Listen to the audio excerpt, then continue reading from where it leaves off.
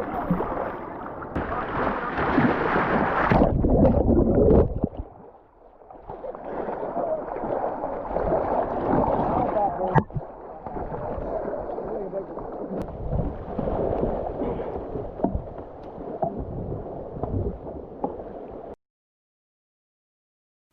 guys, my name is Alex Barham, and this is going to be a review for the Pyranha Ozone, the re-release, redesign, reimagining of the iconic playboat series that Pyranha used to put out, including the Inazone, Prozone, and a bunch more. If you haven't already, please hit like and subscribe and support those who made this possible. Mountainman Outdoor Supply.com will send a boat wherever you would like. We will help you out with demos, all of those amazing things, and without them, this would not be possible. Many who have been around the scene have seen a Pyranha Inazone or Pyranha Prozone for sale around them, super cheap. They're these old school Pyranha plastic, scratchy, blotchy boats that most of us have just kind of like passed up on for forever. But what was old is now new again. And Pyranha is taking another stab at this idea, but bringing in a lot of modern concepts.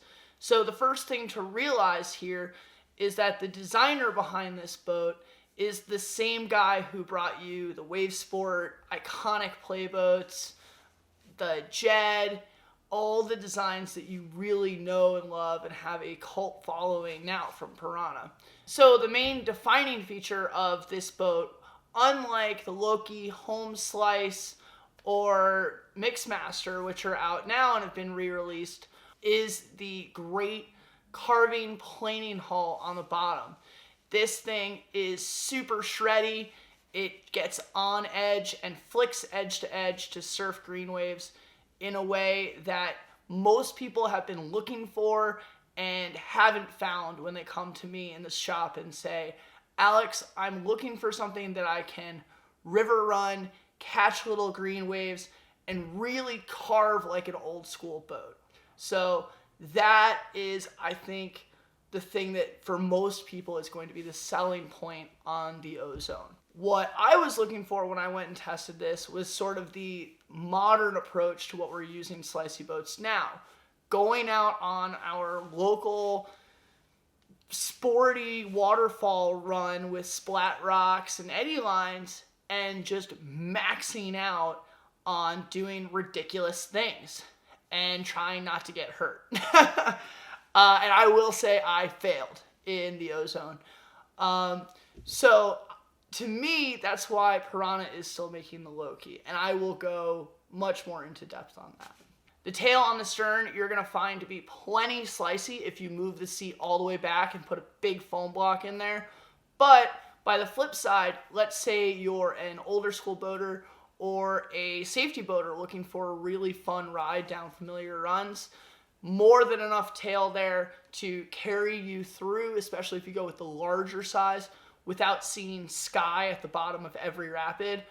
Or if you needed to pick up swimmers, this is a great boat to toe that line between sporty enough to make things interesting the 100th time you run it for the summer, but enough tail to present to a swimmer and drag them out of a terrible situation.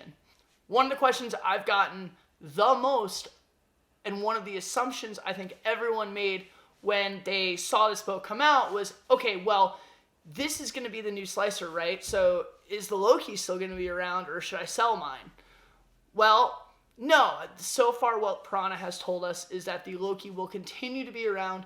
It will continue to be their extra gradient, less water than you'd like, super slice boat that you can just buy one of these things and put a hurting on for a really, really long time until you wear the bottom clean out of it.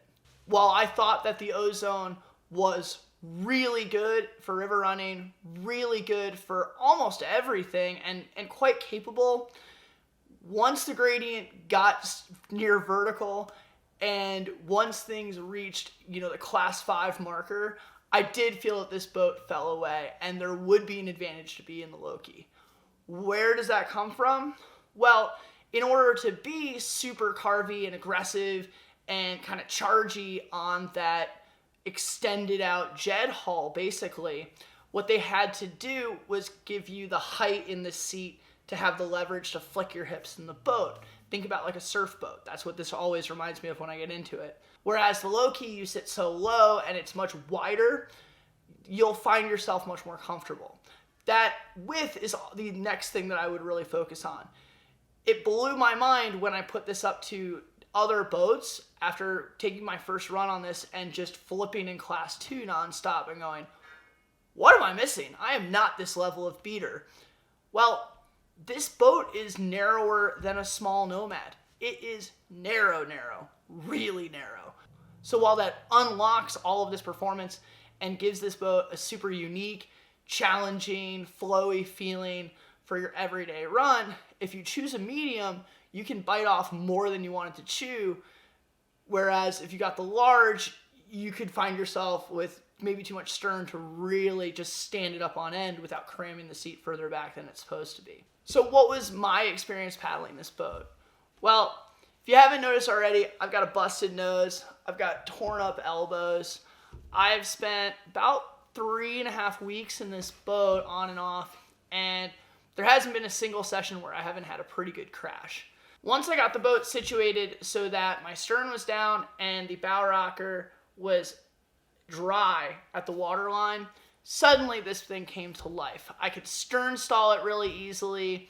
I could use those back rails to drive and rock it around and carve in eddies a lot like the Ripper.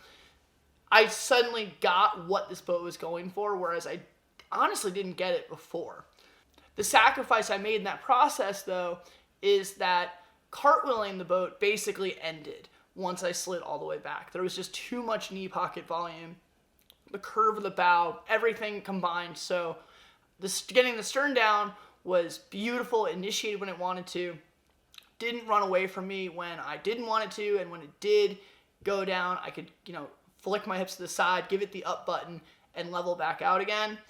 I never really got to cartwheel this boat, which for a slicey boat, that is something that I would look for, but for a river runner is fine. So again, where does this boat fit in the Pyranha lineup? Well, if you're putting it between the Ripper and the Loki, which is where they place it, it makes a lot of sense. I was able, at the end of the day, to just top it out when it came to gradient. I missed way more boofs in this boat than I have in a boat in the last 5 years. I had some of the worst crashes and most carnage in a couple weekends than I usually do in a season or two. But did I have a lot of fun in it? Yeah, I actually came to really like this boat, even if I, for my own safety, kind of just stopped paddling it. That said, in class 4 and class 3, any of that stuff, you will not top out this boat. I specifically said, where's the limit? And kept crashing into it to make sure that that was the limit. So I think that for the Golly, for any major release river, for 90% of paddling, this is going to be one of the most fun slice boats out there. I think it is right now unique and has an edge on the competition when it comes to the modern re-releases of slice. Mixmasters right now, as we speak, are being discontinued and the last of the inventory is being blown out. So Pyranha had a bar that they had to clear in order to make it worth bringing something into the market. And that bar was pretty high. I think they absolutely bumped it. The challenge is always going to be, for anyone that brings a boat into this segment, it has to be better than what is available used out there, because the used market it's coming up in price, but it's always going to have a supply of cheap 90s and early thousands boats out there. Will you see me paddling the Ozone again? Yeah, totally. When our Easy Creeks release in the spring and fall, I will totally be out there in an Ozone. I don't think that's out of the question at all. During the summer, am I going to, fracture my nose again, bash my elbow in again? Probably not. This boat is just so narrow. It makes it tippy. It's got the least primary stability of anything I've ever paddled that is not a surf boat. That's a pretty high bar. What could you do to make it better and stretch its abilities out? Just take the seat pad out. If you went down another 1/4 inch, this boat would be significantly less tippy and you could be able to do more. It might actually be more comfortable too. Sounds like I'm giving this a relatively harsh review. I really am not. I just don't want people to repeat the mistakes that I made and get hurt like I did. Not only that, but if you go out there and oil can this boat, you've defeated the entire purpose behind it, which is to have this sick surfing hull. So once you destroy that, just like I would never take my jet or any of my other playboats out there and intentionally grind the chines off, screw the stern up, oil can them, I think it's just boat abuse to do it to an Ozone. Get a Loki, get something else, and put that hurting on something that's designed to take it without sacrificing performance. The only thing that drove me consistently crazy in this boat is the Pyranha ratcheting system. I yanked the ratchets out of this boat so many times, had to rethread them so many times, and basically everyone else that got in this boat had the same complaint. I've said it before, I'll say it again, that stuff drives me crazy in these boats. Pyranha makes some of the best designs, and then, this stuff always falls flat. So, yeah. Thanks again for watching. I hope you enjoyed this. I hope you found it informative. Definitely try an Ozone if you can get your hands on one. Super cool boat to bring the most out of your backyard run, as long as that's not a steep creek, and totally going to be worth it for getting the most out of festivals and periodic releases. If you're buying one online, please get it from Mountainman and support the shop, and I will see you on the next review.